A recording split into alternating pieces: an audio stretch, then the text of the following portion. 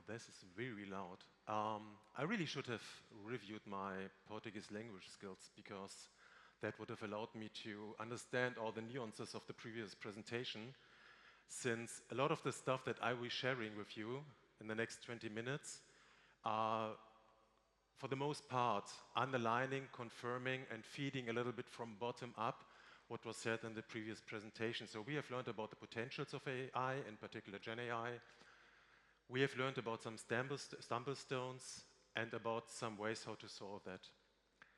I will now touch similar topics, but from the very concrete business area of supply chain management. Is there anybody else here coming from the supply chain management working area? Hands raised. Wow. Okay. So we talk about the business area that is basically responsible for decisions like, what do we produce first? In which order do we produce? How do we get our products to the customer? How do we make sure that they are at the right time at the customer in order to comply to our sales commitments? I will share this. I will insist on 3 aspects here. First of all, I will talk a little bit on how we got to the topic, how we tackled it. Then I will insist mainly on the lessons learned that we have, and then I will give a short outlook on how we proceed with the topic. But first things first. I traveled in yesterday from Berlin. Why Berlin? 2 reasons. First of all, it's the place where I live, where I was even born. I always say it's hard to decide to move abroad when you have been born in a city like Berlin, which is absolutely terrific to live in.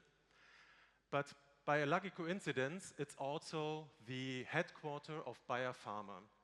So Bayer Pharma is one of 3 subsidiaries of Bayer. There is the crop science area, which is all around seeds and crop protection. And then you have the consumer health business, where you will find the most classical product of Bayer, which is aspirin. And then you have the pharma business, which is like prescription drugs, and so everything where you have to go to the doctor to get it. I'm in the pharma part, which is around about 1/3 of the overall Bayer employees and the overall Bayer business. In pharma, I'm part of product supply and product supply chain management, so that's the business area that I just mentioned. And in this business area, I'm working on digital transformation. So we are basically dealing with 2 big questions. The first big question is, what do we think, how will we be working in 30 years? And I will give you a short insight on that. And how do we get there? Which maturity levels have we to go through in order to get there? So that's a strategic perspective.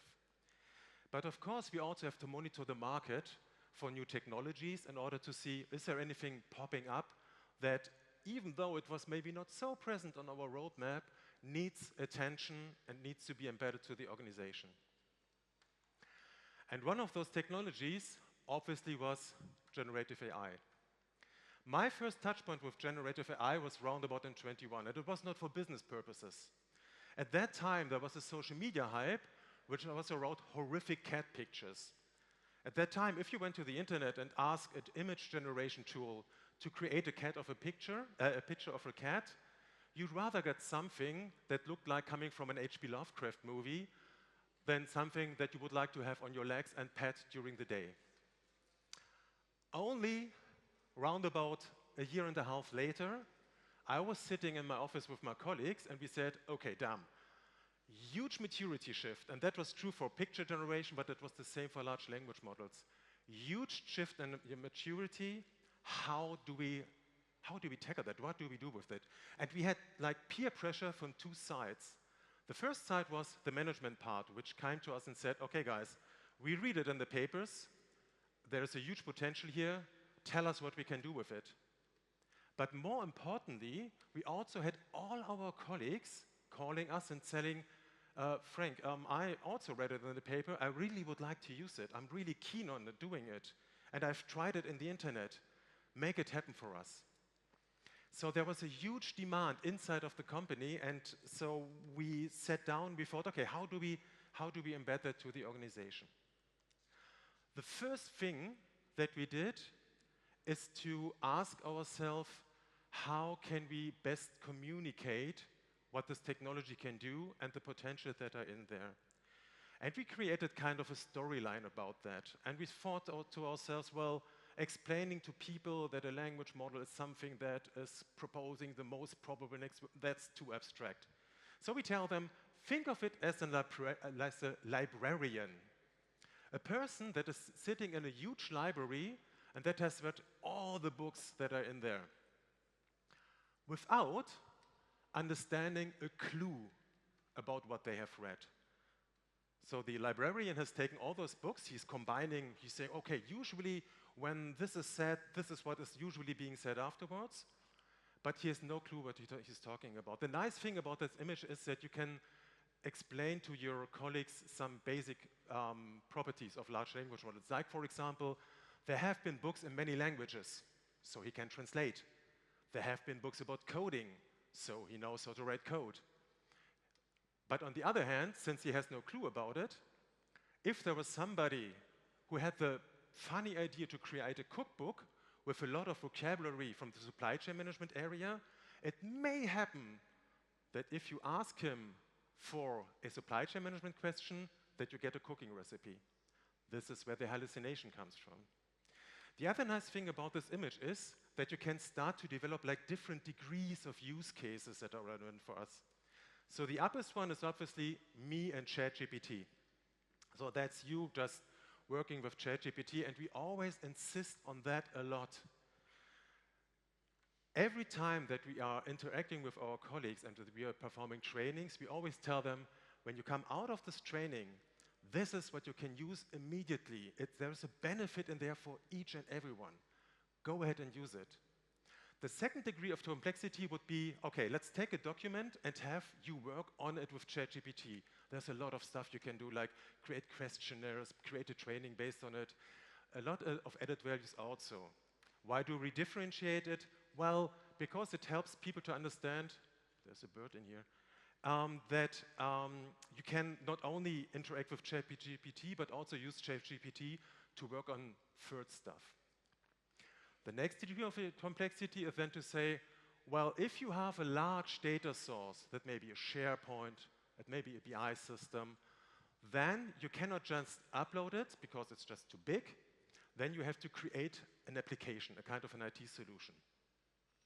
And then, once you are in this environment of IT solutions, the sky is the limit. You can embed IoT, you can combine different data sources, but of course, it gets more and more complex, and business cases become more and more challenging. The important part here for us is that it's two completely different ways of working for us as an innovation department.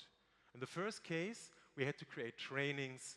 We had to make sure that there is an internal platform for the people to use it, to be able to work on it with internal data, so data security, trust, we've seen that, very important.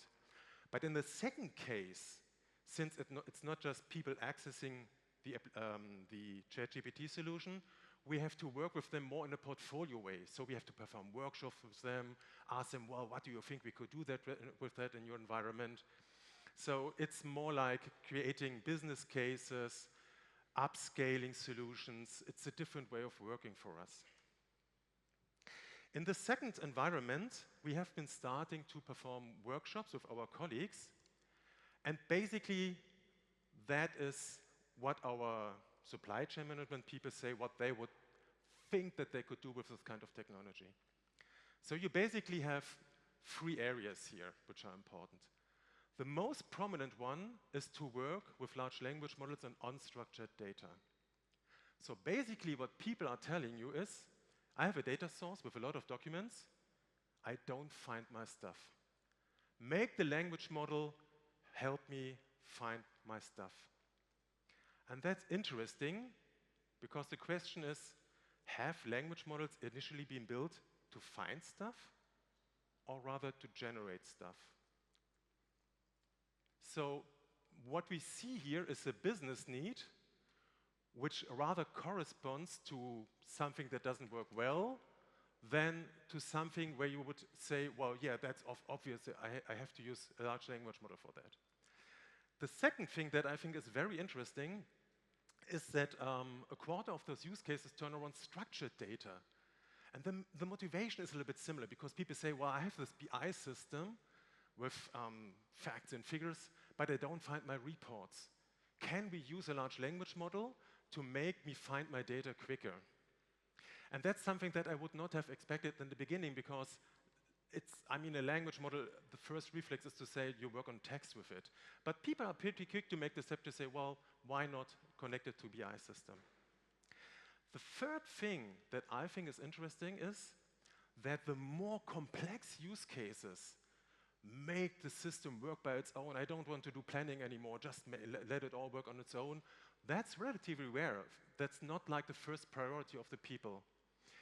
I think that is also related to maybe a kind of a psychological factor that when you have those kind of new technologies, people tend to examine this technology from their daily problem point of view. I remember around about, well, maybe 10 or 12 years ago, we were going to our marketing and CRM people and we told them, listen, there is an awful lot of internet analytics that we can do. There's an awful lot of figures that we can provide to you. Do you want to, shall we maybe do workshops together? And they were looking at us and saying, yeah, but what are we going to do with it? 5 years later, we had a competence center for that.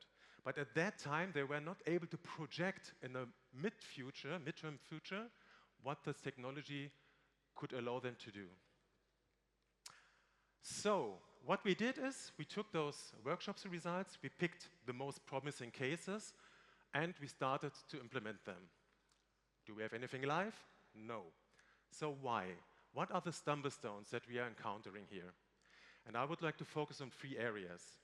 The first thing which makes it very complicated to decide, okay, let's implement this, use this technology, and so on, is that we are doing this on very shaky ground.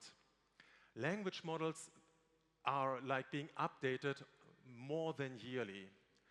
We do not know what future AI architecture we are moving to.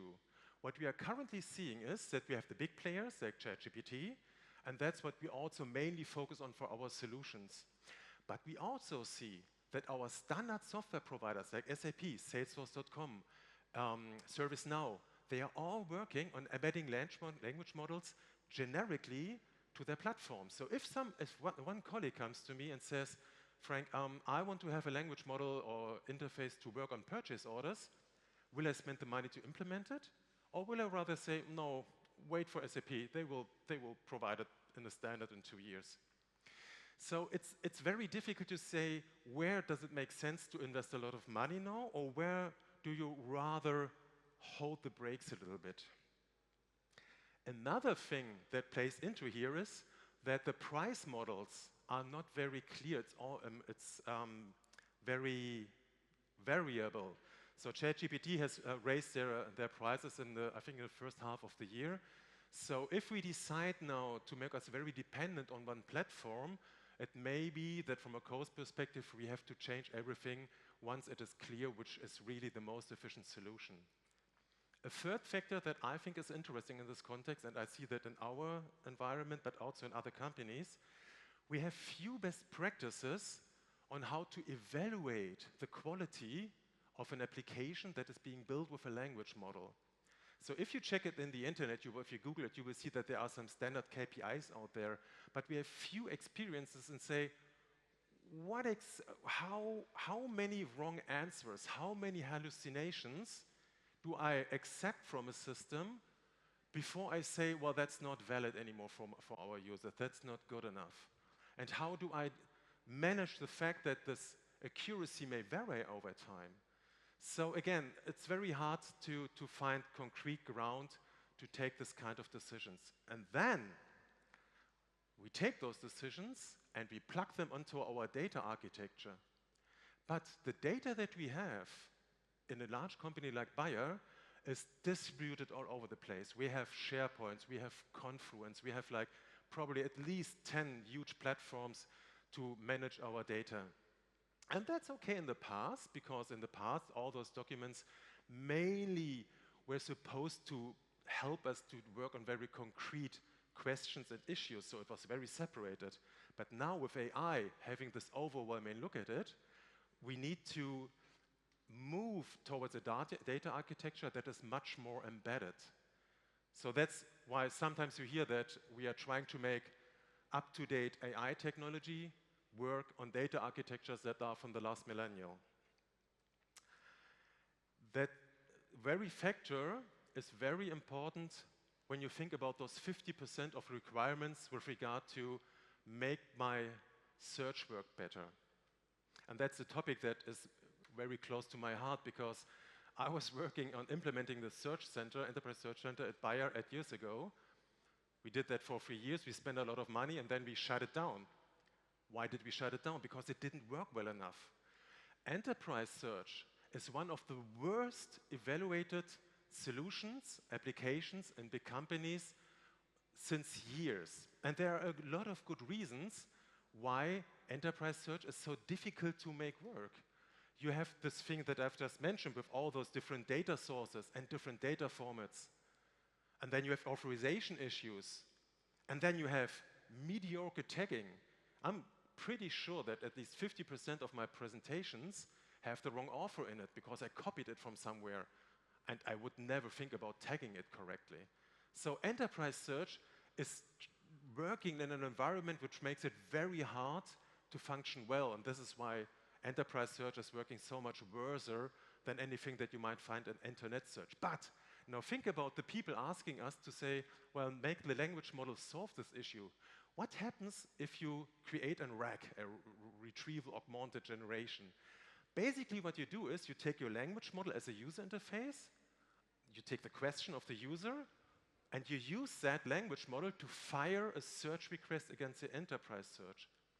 But if the enterprise search is not working well, you will get a shitty result, and the language model will not be able to give you a good answer.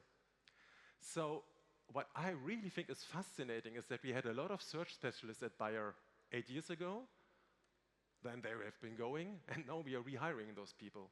Because search is now one of the key components to really profit from large language models.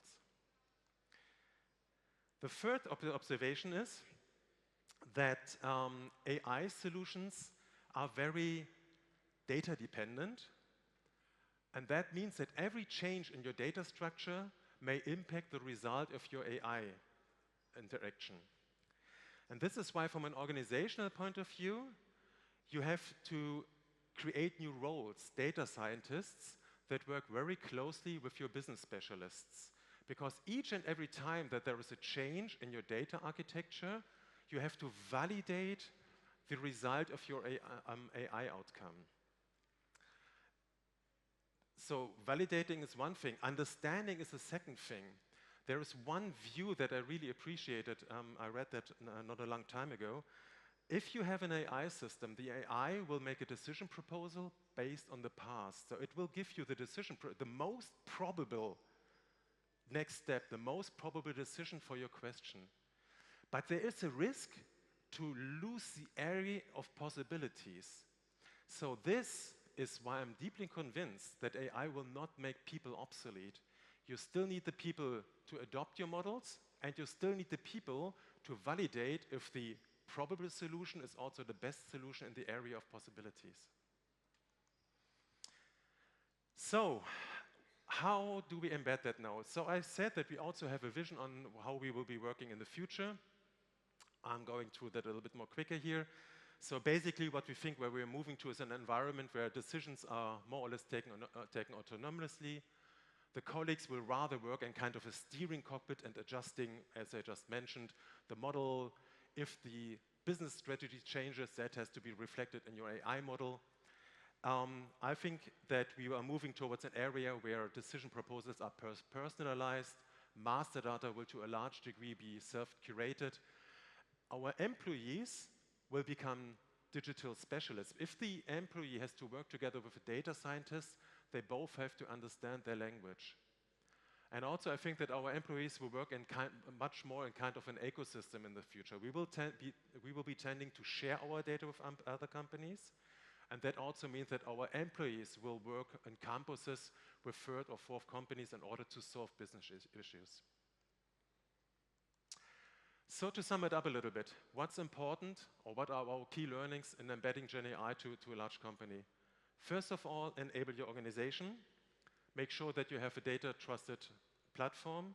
Secondly, enable your peers. Train them, ask them what they can use it for. And third, make sure that the whole thing adds up to your business strategy. But invest in it, because there is one major learning, and this is my last message here. I'm fascinated to see how motivated people are to work with generative AI and how well they accept the uncertainty of the answer. With all other AI applications that we have implemented, they are always like, I'm not sure if that's the correct answer, I'm not accepting to work with this. But with generative AI, in their mind, the people make a huge step forward and they say, well, I know it's maybe a wrong answer, but I endorse it. I work with it nonetheless. And I think that this is the great opportunity in Gen AI and large language model, to have your organization move to the capability to work with uncertainty. Thanks for your time.